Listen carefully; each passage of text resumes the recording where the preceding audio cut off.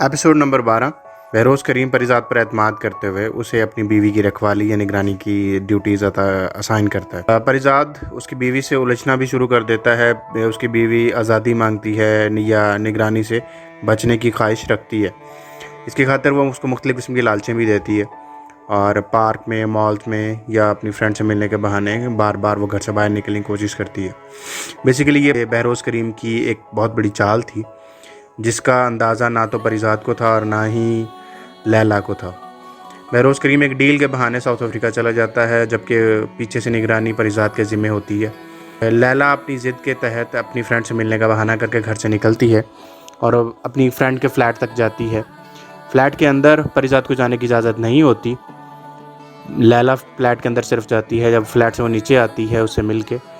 तो गाड़ियाँ जहाँ पे पार्क होती हैं उसी पार्किंग के अंदर परिज़ाद लैला का वेट कर रहा होता है।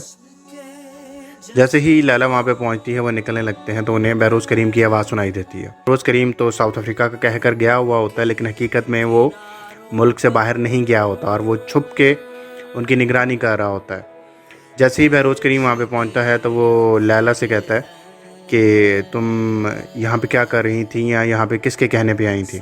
तो लैला उसे हीले बहाने के तहत बातों में लुभाने की कोशिश करती है और ये कहती है कि मैं तो अपने महल में रहना चाहती थी, मुझे बार बार परिज़ाद बहकाकर घर से बाहर ले आता था।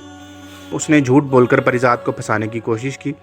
परिज़ाद से बहरोज़ करीम सवाल करता है क्या ये सच कह रही हैं, तो परिज़ाद हाँ में सर हिला देता है। बहरोज़ करीम इस बात पर गुस्से पे आ जाता है और परिज़ाद को गोली मार देने का ऑर्डर देता है। परिज़ाद फिर भी खामोश रहता है और सर झुकाए रखता है। ऐसे में बहरोज़ करीम के गार्ड्स एक नौजवान को घसीटते हुए लेके आते हैं। उस नौजवान से लैला प्यार कर रही होती है और बेसिकली उसका बॉयफ्रेंड होता है। उसी से मिलने के बहाने वो उसके फ्लैट पे आया करती थी। तो बहरोज़ करीम उसकी चुपके से निगरानी कर रहा होता है। उसे सारी कहानी का पता चल जाता है कि इनका आपस में क्या ताल्लुक़ है और किस की खातिर ये फ्लैट पर आती थी। तो लैला उसके पाँव में गिर जाती है। लैला बहरोज़ करीम के पाँव को पकड़ लेती है और माफ़ी की तलबगार होती है कि ये माफ़ कर दो, इसका वलीद का इसमें कोई कसूर नहीं है। जबकि बहरोज़ करीम इस बात पर शदीद गुस्से हो जाता है और वो परिज़ाद से एक दफ़ा फिर पूछता है कि क्या तुम इस चीज़ में शामिल हो। तो लैला भी उसकी तरफ इशारा करती है तो परिज़ाद इसमें सर हामी में हिला देता है।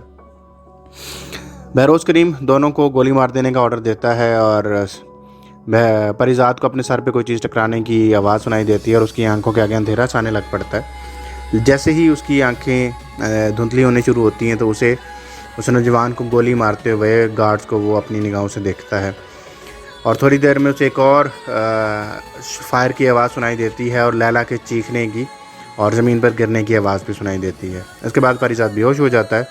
परिज़ाद के होश में आने के बाद बहरोज़ करीम से उसकी मुलाकात होती है तो उसे पता चलता है उसे मारा नहीं गया। बहरोज़ करीम उसे पूछता है कि तुमने सच जानते हुए भी अब झूठ को क्यों तस्लीम कर लिया और तुमने लैला की हाँ में हाँ क्यों मिलाई। तो परिज़ाद उसके जवाब में कहता है कि सर मैं नहीं चाहता था कि मेरे मालिक का नाम भरी महफिल में उछाला जाए या उनकी इज़्ज़त को यूँ सरेआम पामाल किया जाए, इसलिए जो है मैंने अपने आप को जो है उस टाइम खामोशी की तरफ झुकना मुनासिब समझा। वो खामोश हो जाता है। बहरोज़ करीम उसकी इस बात या इस इनायत के ऊपर बहुत मुतासिर होता है और कहता है कि तूने आज फिर मुझे ख़रीद लिया और तेरा ये एहसान मैं ज़िंदगी भर याद रखूँगा और इस एहसान को चुकाने की पूरी कोशिश करूँगा। तो इस दौरान लैला का मर्डर कर दिया जाता है, लैला के बॉयफ्रेंड का भी मर्डर कर दिया जाता है और सडनली बहरोज़ करीम कुछ दिनों के लिए अंडरग्राउंड हो जाता है और अपने ज़्यादातर वफ़ादारों को भी अंडरग्राउंड हो जाने का कहता है। दुबई की पुलिस या यूएई की पुलिस को इस बात की खबर लग जाती है, भिनक लग जाती है और वो इनकी निगरानी करना शुरू कर देते हैं। महल में आकर बाकी अमले की भी चेक एंड बैलेंस किया जाता है, उनसे भी इन्वेस्टिगेशन की जाती है, लेकिन कोई इन्हें प्रॉपर सबूत नहीं मिल पाता। बहरोज़ करीम चोटी के वकीलों का अरेंजमेंट कर लेता है, अदालत में केस चला जाता है। वो मुल्क से निकलने की भी कोशिश करता है। ऐसे में परिज़ाद और उसके दीगर वफ़ादारान उसे मुख्तलिफ़ किस्म के मशवरे देते हैं कि मुल्क छोड़ के चला जाए या हम में से कोई एक बंदा इस केस को अपने सर पे ले लेगा, लेकिन बहरोज़ करीम किसी भी दूसरे के ऊपर वो केस नहीं थोपना चाहता और अदालत के अंदर और पुलिस की कार्रवाई के दौरान ये चीज़ साबित हो जाती है कि बहरोज़ करीम ही दरअसल कातिल है। पुलिस ये साबित कर देती है कि बहरोज़ करीम ही लैला का कातिल है और ऐसे में बहरोज़ करीम और उसके कुछ वफ़ादारों को जेल कर हो जाती है। बहरोज़ करीम, परिज़ाद, कबीर ख़ान और उसके जो 2-4 इंतहाई करीबी वफ़ादार दोस्त होते हैं, उन सबको एक ही जेल में रखा जाता है। ऐसे में कुछ लोगों की जेल के अंदर खुलासी हो जाती है, जबकि बहरोज़ करीम को मौत की सज़ा सुना दी जाती है। बहरोज़ करीम मरने से पहले अपनी बहुत सी जायदाद प्रॉपर्टी अपने वफ़ादारों में बांट देता है। परिज़ाद को वो वाला महल जिसमें लैला रह रही होती है, वो पियानो और दीगर चीज़ें जो है इनायत के तौर पे दे देता है।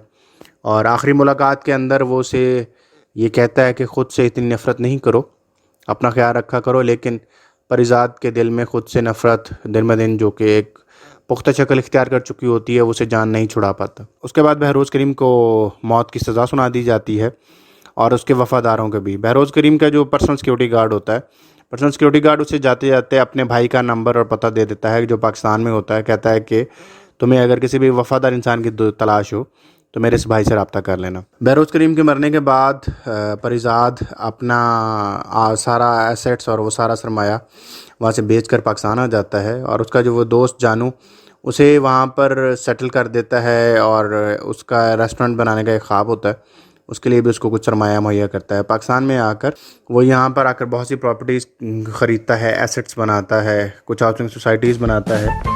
मार्केट के अंदर उसके नाम का डंका बजने लगता है। अपनी बहनों, भाइयों, भाभियों से मुलाकात करता है, कोठी ख़रीदता है और अपने आप को इधर एक बेहतरीन बिजनेसमैन के तौर पे इंट्रोड्यूस करवाता है। ऐसे में उसकी मुलाकात उसकी एक पुरानी दोस्त लुबना, जो कि उसकी यूनिवर्सिटी की क्लास फेलो होती है, उससे भी मुलाकात होती है।